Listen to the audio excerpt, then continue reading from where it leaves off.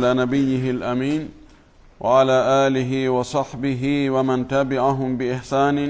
واستنى بسنتهم وسلك طريقهم إلى يوم الدين.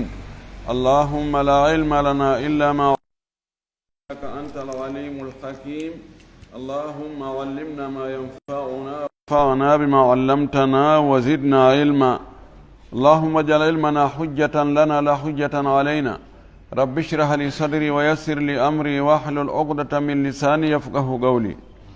قال المؤلف رحمه الله: باب النهي عن نتف الشيب من اللحية والرأس وغيرهما، وعن نتف الأمرد شعر لحيته عند أول طلوعه. عن عمرو بن شعيب عن أبيه عن جده رضي الله عنه عن النبي صلى الله عليه وسلم قال: لا تنتفوا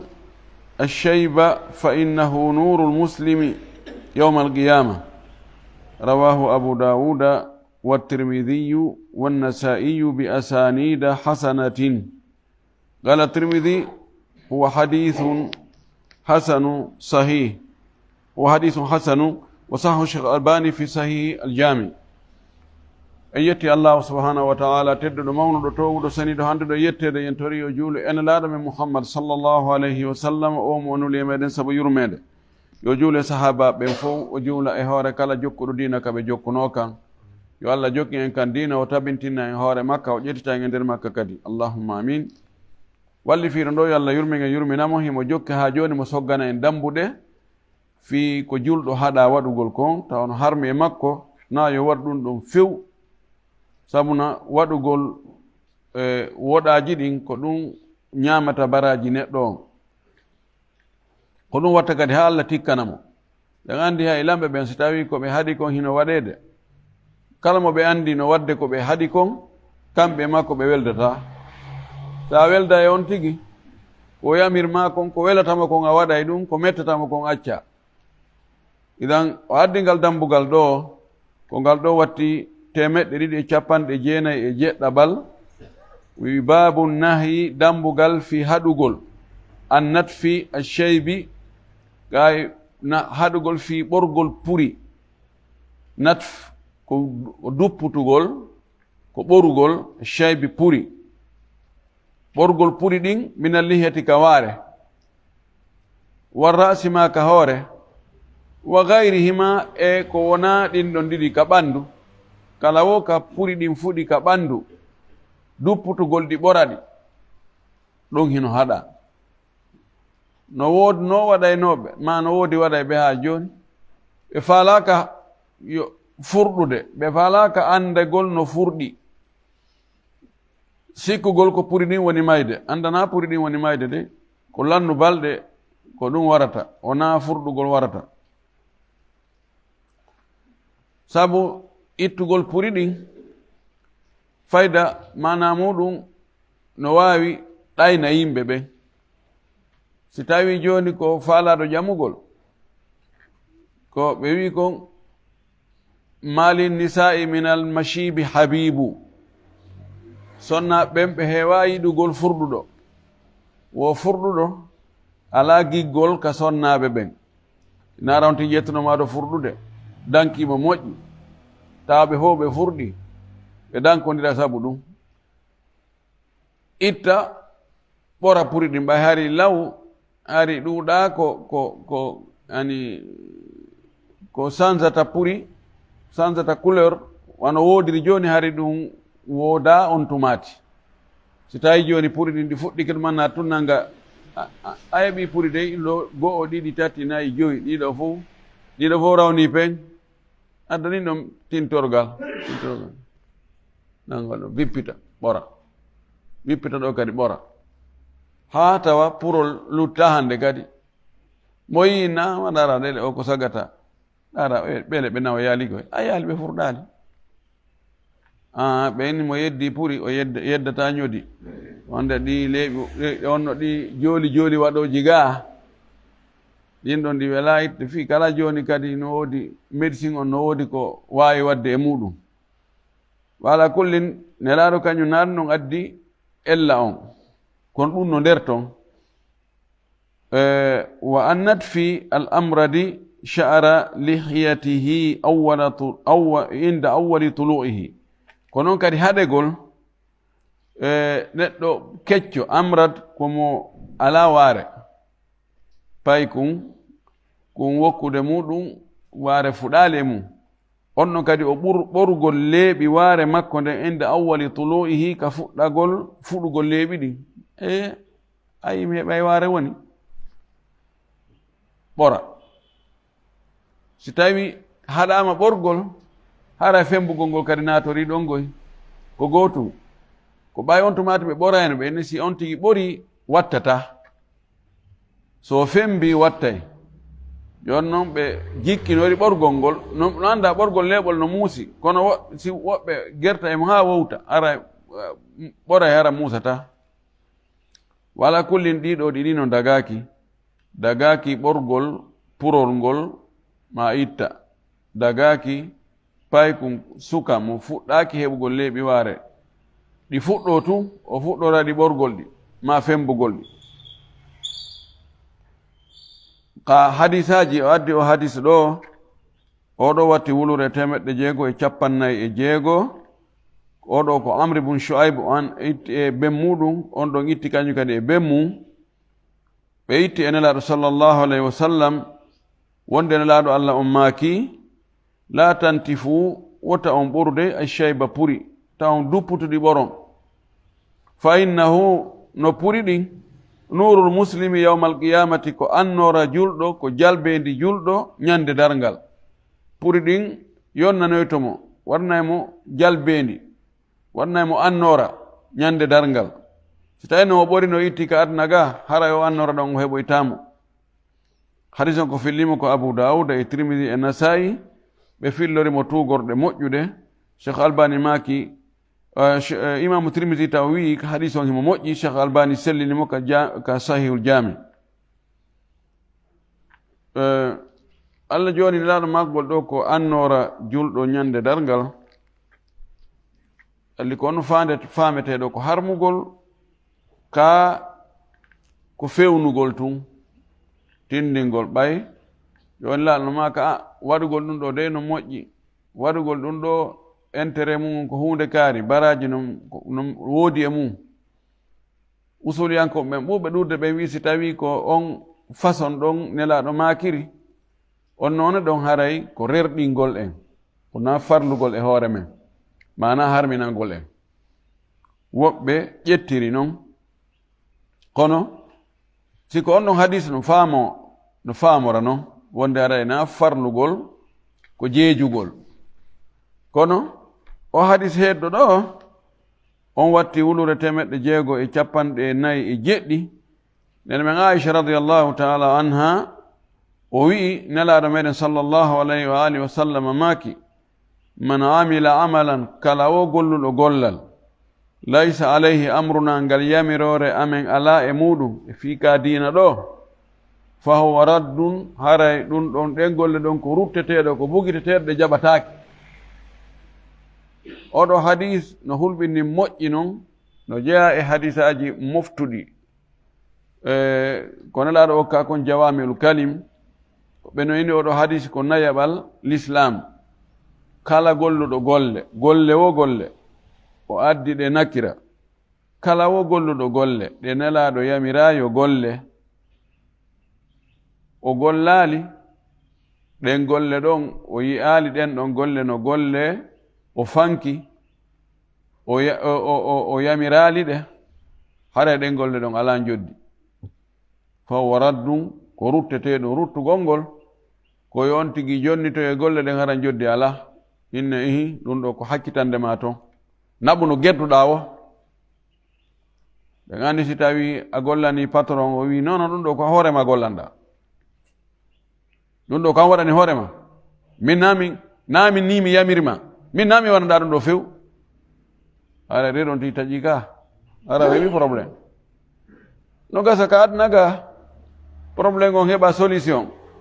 o yaha o hollo e goɗɗo goyna miɗo waɗanno golliranno ɓeɗo ni ko kamɓe wannomi commande on mina ɓi kono ɓe wi ɓe faalaka kamɓe nani ɓe faalira ɓe bugitike lam o ɓe yoɓata few ɓadduɗan no harla faala sifan ɗum no min ɗum ɗo min mi yoɓay ɗum ɗo probléme ala tamapo fi ɗum ɗo harla mapori fi ɗum ɗo no wawi kono lahara toon ko patron goto woodi si on ɗo gañirima aray ala yoɓowande kadi dan joni no nelaɗo sallllahu alayhi wa sallam jeyaka e yamiroje ko yamiri kon ɓorgol puri ɗin ma ɓorgol leeɓi waare nden ma fembugol o yamira ɗum few bal o haɗu idan ɗum ɗon mo waɗi ɗum haray ko jonniteteɗo ɗen golle ɗon joddi alamaje ɗum ɗo no tindinode no harmi o gannengal dambugal ɗon idan puri ɗin ɗi changé couleur majji on ko rawni pen kon no jangirɗen noon ɓaawa on tino wawi wadde couleur goɗɗo goo tawa ɓoru o itta yo accu ɗon ko Allah waɗiri ɗum kon wona mone makko wona faljere kadi Allah faljata o waɗita ittere mone haray hikma no nder ton joni noon ɓay sharia o no newni ya change couleur goɗɗo goo waɗu ko sokola ma ko olɗi ma ko fungiti ma ko wayi tawa ndondi kono hara na ko ɓawlikir na daha ɓaleha encre ɓalejo ƴerdu noon kono ko sharia on wi tawaɗu kon ta jarbu ɗum oɗo hadis ko fillima ko imam muslim ɗambugal heedungal ɗo ngal kangal watti 297 babu karahati listinjai bilyamini wa massi lfarji bilyamini min gayri udrin ɗambugal yewtaygal kadi fi añegol saƴƴorgol jungo ñaamo ma fittorgol jungo ñaamo e memirgol awra mum on jungo ñaamo harana nganto few amma si ko nganto harana ella wana honno tawa nano gonno ɓuuti gonno heɓɓata wawata laɓɓinorde ngo few ɗon ara feere ala ma gonɗon ko taƴugo si tawi ko noon haray on tino wawi gollitude ñaamo ngon kono sina ɗum ka lasli ñaamo ngon na ko laɓɓinore ley fittagol ngol wo saƴƴagol ngol wo ɗum ɗon ko jungo nano ngon ko golle jungo nano gonno oɗo hadi o addi ɗon hadisi goto on ɗon watti wulure 648 nelaɗo men sallllahu alih wa sallam maaki no Abu Qatada fillori ɗo ni o dama o wiyete Abu Qatada ani nabi sallah sallam o witte nelaɗo sallllahu alayhi wa sallam nelaɗo maaki ida bala ahadukum si goɗɗo e moɗon onon mofte an ɗen bawli e takkitike ɓaawo suudu ma hibbi ndiyan ma yahi hurgoto soko ɗiɗo fof ko takkorɗi wowlugol konngol ngol direct si tawi goɗɗo waɗi ɗum ɗan maki fala yahudanna wota o nangirdeyi zakarahu tuuba makko mban biyaminihi jungo makko ñaamo ngon faada ɗo tuuba ɗo kadi fayin ko takkagol mum ala ko honno to natude o jooɗike wona yo fewtu qibla on wona yo huccu qibla on kadi wona yo saƴƴor jungo makko ñaamo ɗum ɗo fof on tino hani janngol o anda sabuna so o jangi o andi o waɗiri no laaɗo makiri noon o acci ko laaɗo haɗi ko heɓe baraji on ti yaha ka hurgo hunta haaji muɗum ara tawa o windanama baraji ɗum ɗon ko famugol tun e gollitirgol ko ɗum waɗa okkata on tigi ɗum ɗon o maaki wala yastanji wota o fittor ma wota o saƴƴor biyaminihi jungo makko ñaamo woni ɗiɗi ko o haɗi kon o wi wala yatanaffas fil ina'i wota o fofutu kamira hunkum woni yarirde woni kaɗoje tati o haɗi ɗo piiji tati o haɗi memirgol tuuba mum ban awra mum on jungo mum ñaamo ngon o haɗi saƴƴorgol ma fittorgol jungo ñaamo si on tigi no yarde yarirde miran hu udditi kum so o yari ha tawi fofangon heewi ka reedu makko o faalama foofude o ɗon ɗi taali ta o fofutuka mira hum foofa ɗon kadi yarita yo sukkito kum ha o gayna o itta kum o pottina kum o foofa ha o gayna ɗon o yiltita sayi o ɗon ɗi taali o maɗɗito kadi fayin o yara ha ka o ɗon ɗiti o si tawi woni ka laawol ɗimmol ɗon kadi fayin foofa ngon arita e ɗon ɗi taali yo sukkito kum o foofa o watta ha tuma o ɗon ɗiti o ko fi on ɗum hay sen andali ko fi on ɗum sinlaano maaki yen accu ko yen accu ko lorra woni toon afir noon ɓe ani hay ka médecine holli o saani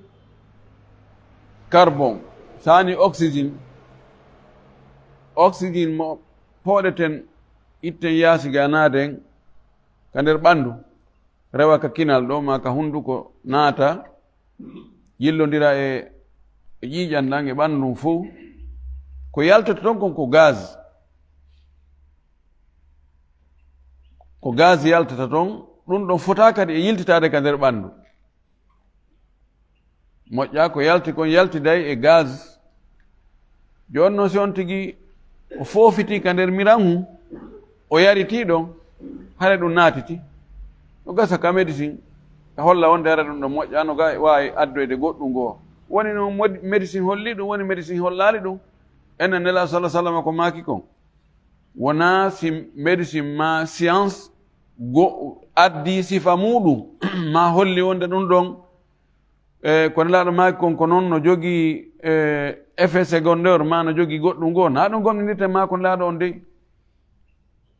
ma ko nelaɗo on ko goonga tun o wolta wama yanti ko anil hawa o wolta ni nala ni tun feppodiri e science feppodira e science enen ɗe julɓe ɗe jaɓi ɗe lappidane ɗen wi ko maaki kon ko goonga oɗo hadis no fotta e sellugol mum piiji tati on ti haɗama ɗo kanko julɗo on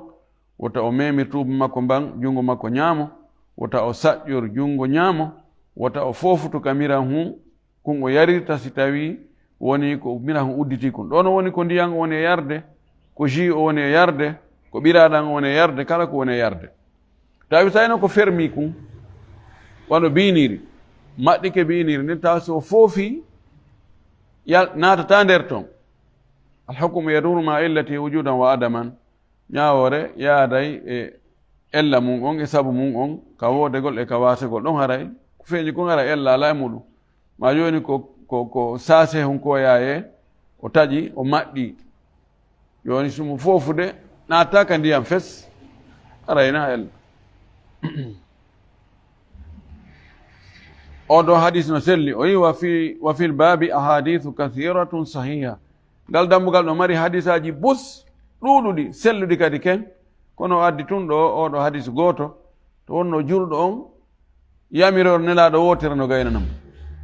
ma ko nelaɗo haɗi nde wotere pet no gaynanam na ɓe ɗum yimire wowle ha konngol gotol nelaɗo o wi waɗe julɗon ko samina wa atana gufranaka rabbana wa ilaykal masir ko ɗum woni konngol makko ma acce intahayna min acci ɗambagal heeɗugal ɗo ngal kangal watti 299 babu karahati almashi fi na'lin wahidatin aw khuffin wahidin li gayri udhrin wa karahati lubsi anna'li wal khuffi qa'iman li gayri udhrin ɗambugal yewtaygal fi añegol yarugol paɗal gotal ma khufwal gotal e añugol ɓornagol paɗe no dari ma ɓornagol huffuje no dari hara nanganto manamo ngal dambugal ɗo ko ngal yewtata en ko wonde ta neɗɗo watto paɗal gotal o yara ngal woni ko paɗal pettu woni ko paɗal fermetengal tawi na nganto o taw waɗɗo si tawi noon ko nganto hara ella ala e misal ngal koyngal no ɓuuti ngal ɗon wata wattade paɗal few joni ko wonɗo e ko bekki joni e yaarude ko koyngal goto wawi tippirde jonno mo yaade ka tawata no waɗi kaaƴe ma no waɗi no ko barmintama ko yuwatamo ka koyɗe ɗon ella ala o wattugol ngal ɗon koyngal tippaygal ma tawa koyngal ngal ko taƴungal wano noon si tawi ko nganto ara ella ala kono sina ɗum tewagol ɗum pas yani watto paral gotal yaha ɗum ɗon hino no aña ko noon ɓornagol paɗe ɗen ko ɓuri moƴƴude on tigi jooɗo so ɓorno sina ara ko nganto tawa masalan ono ka juulirde ɗo ma ka cuuɗi meɗen tawa ala ka jooɗe ka tawata no waɗa no prépara ka jooɗe si paɗe ɓorne ɓorgol ala sa deppoto ka leydi siko ɗum ɗon on tino wawi wattade paɗe mum ɗo hino dari allah ɗum ɗo fof ko min babil irshad ko tawa on tigi daro e ɓornagol paɗe ɗen ko paɗe haɓɓeteɗe o darni gotal mo ɓornade ngala gasa hakkilki bona o yana ma goɗɗo duñamo o yana sifano ɗum kono si tawi lorratamo e hunde haɗa no daggi o addi hadisaji ɗin ɗo o hadisaji tati hadise arano on ko on watti wulure 649 an abi hurairata radiallahu anhu witama abu hurayra yo allah weltanum anna rasulallahi sallllahu alayhi wa sallam qal wonde nulaɗo allah o maaki la yamshi ahadukum wota goɗɗo e mon yaarude fi na'alin wahidatin paɗal gotal o watto paɗal gotal o yaha jonno ko on o watta o wi liyan'alhuma aw liyun'ilhuma jami'an aw liyakhla'ahuma jami'an liyan'alhuma yo ɓornuɗe ɗiɗinon koyɗen ɗiɗon jami'an nde fof majje ara teppere be no mari paɗal aw liyakhla'ahuma jami'an ma o ɓortoɗe ɗiɗino tawi joni paɗal ngal taƴi ani paɗal gotal taƴi ngala taƴali konno watta yo ɓornu yo yaaru ngal taƴali ngal ngala o tambo ngal o jogo no andirɗen noon ene no wowira yo ɓorto e taƴugal ngal o wi o ɓornude ɗiɗino ma o ɓortode ɗiɗino wa fi riwayatin aw liyuhfihima jami'an ma ɗum yo ɗe ɗiɗino ɗe wonu ɗe ɓornaki alhaafi ko yahowo yaaro teppe melenje en tukulo ɓe teppe ɓole yani hara teppere nden nde ala e paɗal maɗe ɗiɗon nde wona ɗe ala e paɗe maɗe ɗiɗon hiɗe e nder paɗe o tawon tigi watto ngala acca ɗon ngala tentini hara nanganto allah joni si tawi ngal taƴu hara yani ka yaate toon no ko kaaƴe no metti yaade o tampirgol koyngal gotal no ɓuri o tampirgol koyɗen ɗiɗon si tawi noon ko nganto no wawi hara ɓay o wiɗo li gayri udri hara nanganto amma si tawi tun ko farnori tun hollugol bewre ɓorto ngal paɗal to dampa ngal to yahara no jo'a ngal ɗon no payle goo no gerta noon watto gotal to fi waɗugol tun lundagol waɗa ko yimɓe ɓe ngala e wadde ko yimɓe wowa kon fi fof yo ndaaro on tigi min baabi khalif toraf ɗum ɗon haray no aña bal no gasa won noon to heɓa bakkato e mungoy muttafaqu alayhi no fotta e sellugol o hadisi ɗo hadisi ɗimmo on ka dambugal ɗo kanko watti wulure 650 wa anhu itam makkon ka abu hurayra fay radiallahu anhu qala o wi sami'tu rasulallahi sallllahu alayhi wa sallam yaqul minaninu-laɗo allah on no maaka ida nqata'a shis'u na'ali ahadikum si tawi doɓɓol taƴi doɓɓol paɗal goɗɗo e mum taƴi shis'u ko doɓɓol ngol ko jogitoto e humindirta teppere nden e paɗal ngal woni noon ko kolli ɗin sorata ɗon woni koko aggi kon ka hoore teppere fof ko shis'u wiyete si goɗɗum ɗo taƴitay joni ngal o wawata yarude ngal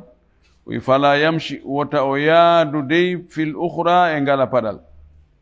hatta yusliha ha o moƴƴintinna paɗal ngal doɓɓol mum taƴi ngal yo jooɗo ɗon ha o moƴƴintinna wota o indi joni gasi o tambo ngal ɗon o jogongo ka jungo o yara ngala hadis on ko imam muslim ko fillima mo selli ken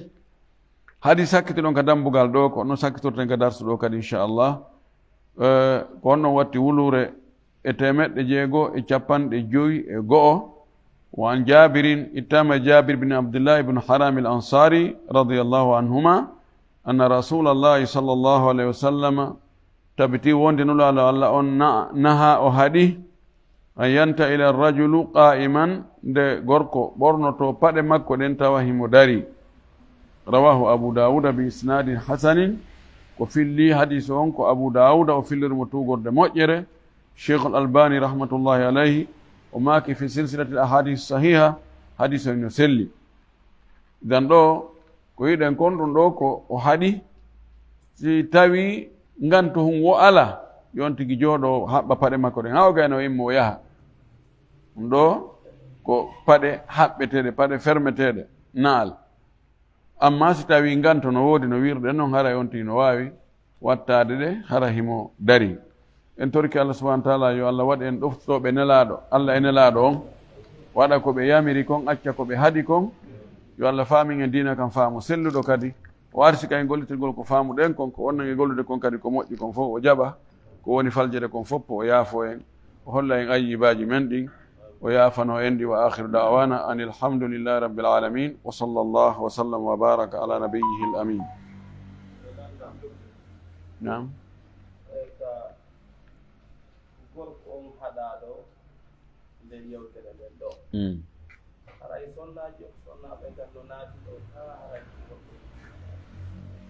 Fiilan ko heewi kon si tawi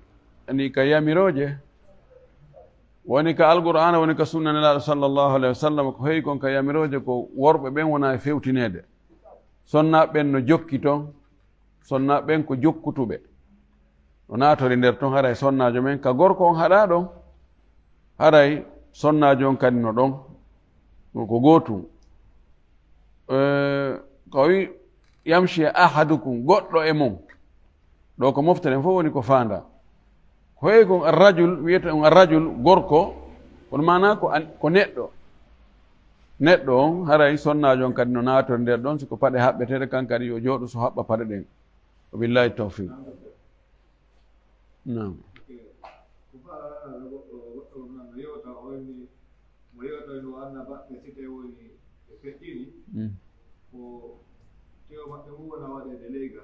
amma rohuji maɓɓe ɗi ala no jinda kono leydi ndi kammo woyno woodi no jiyaɓe allah e seerata ene wondi e ɓen annabaɓe ko waɗe misal wonno imamu suyuti o wi no windi ko tanwiru haali kiilu o wimo tawaɓe pillade hadise koye wono on ɗon ko nelaɗo tigi sindinantamo hadisiji ɗi o so tawi wonno jangi e jungo yimɓe ko kamɓe sellindinamo hadisiji ko ɓe janngimo ko wonande ko goɗɗo yaaga en inni o walli ton ko laamu ngu wonde si mi ittanimande ko laamu ngu ko miidata nelaɗo kon kuppe hare ko nafoore jama ɓuri yaajude ɗi nafoore mande kan o tawi ko waɗoɓe mamaɗo dawode ɗumatinaade wata mo inni ɗo wata wonde wayno tawi kama tijani e baaɓe muɗum ko nelaɗo tigi jonni ɓe ɗumɗo ko waɗi on jiyatande ɓe yiiɓe annabaɓe ɓeeɗi ko khurafat penale joni no andi ko wi ɗo kon wo annabaɓe ɓen e nulaɓe ɓen kamɓe si ɓe fatike tew ngu heddoto ka leydi ga ruhuji maɓɓe ɗin hare no hakkude leydi e kammo ara eno woodi e jiyaɓe allah go kadi wonde ɓe maɓɓe toon gasa ruhuji maɓɓe ɗin hara no wonde maɓɓe toon ha ka akhir gissa wonde karama koɓe goo sino janngude hadis wonde ko nelaɗo sellinantaɓe so tawi ɓe faljitinaɗo ina nano min mi wowlirano noon ko ni mi wowlirno ɗum fof ko haala ko fenade tawa wona annabaɓe ɓen tun e nulaɓe ɓen tun si tawi neɗɗo julɗo so maayi ruhu yaha ruhuji ɗi noon wona ley hakkude leydi kammu ɗi wonata de koka aljanna ɗi wonata laɗo men sallah sallam maaki ruhuji ɗin julɓe ɓen ɗi yahay ka aljanna ɗi haɗa ɗi wawi wa colli ɗi tasra ara ɗi ora toon yaha ara wa tanzil fil ganadil ara ka aljanna toon sifa ɗi ampoule ji cinque ampoule ji ko watte kon ka salon ji haɗa ɗum no toon ɗi ara ɗi jooɗo hoore ɗon ɗum ɗon wona annabaɓen to ruhuji ɗin haray ko toon ɗi woni hiɗi ara noon wonde ka gabru wonde ko ruhuji ɗin ko toon ɗi woni de nelaɗo men sallah sallam ɓawa o fatagol o sellinanta goɗɗo hadis o yewdidata e goɗɗo yagada tan on tino hoyɗa noon hoyɗa nelaɗo so a hoyɗi nelaɗo sallllahu alayhi wa sallam haray ko kanko tigi hoyɗuɗa kono ko koyɗol ɗum ɗon noon wona kaari tum ma kaari tum ɗum ɗon Allah no okka ɗum kala mo o muuyi e jeeya e makko ɓen on tigi hoyɗa nelaɗo sallllahu alayhi wa sallam no yiida e nelaɗo no yewtida e nelaɗo no nafoda e maɓɓe no juula ɓaawo maɓɓe no andiri e noon koyɗol kono noon laysa yagada tan o naawi goto hara on tigi no fini ɗum ɗum ko haala on tigi wolli no fini haray ɗum ko ɓatti komo fini ɗum ɗon yimɓe fof no fota e muɗum nelaɗo men sallah sallam hannde kadi ɓaawa o fatike ko waɗa no fewndu ko wuuri kon eno o woni no fewndu no o wuuri noon na ɗum o watta hannde kadi ɗum ɗon ko haala noon ko ɗayni ɗum yimɓe ɗayni wano imamu suyuti himo andira ko abdourahman o wiyete imo andira sellingol hadisaji ɗi sella ɗum ɗo anda no ɗum ko mo jaa e minal mutasahilin e ɗatimɓe haa feƴƴiti sellinoɓe hadisaji ɗi tawata ɗi sella few ko ɗum waɗi si yahi haa imamu suyuti wi hadis no loyi haray ko ɗon hatti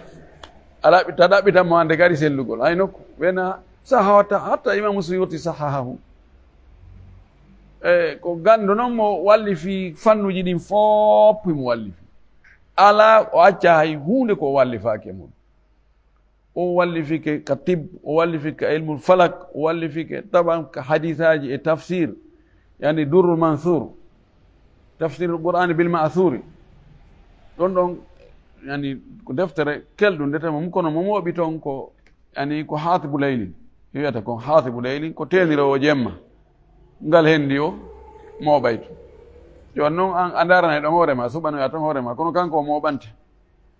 e defte goo ɗe o wallifi mo jogii nafoore moƴƴi kono telen ka hadisaji la yutamadu alayhi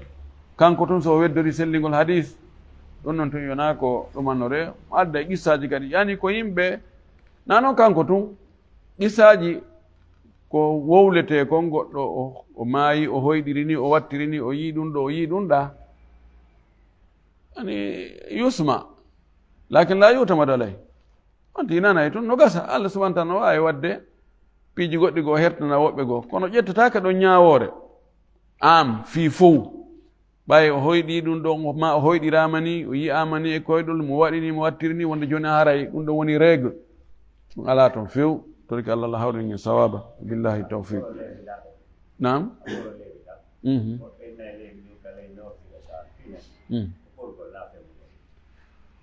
bono yani ka naka kine de ka lewnarki ko natfu ɓe wa natful ibiti law noon ko ɓe ɓorayno ɓe fembata no few kono si tawi on ɗum ɗon ɓorgol ngol musana e on tigi on tino wawi fembude leeɓi kine ɗen e leeɓe loñarki ɗin fof on tino wawi fembude na ella ma wuja produit ko saminta leeɓi ɗin kon kono noon ɓorgol leeɓol kinal ɓenne ɓe waɗi misal ɓenne jawdi karno e leeɓol kinal ani ɗum ɗon mo ɓori ɗum ɗon dey taw ɓorɗo yeeso ɓe wertata de sakko hen duhutomo billahi tawfiq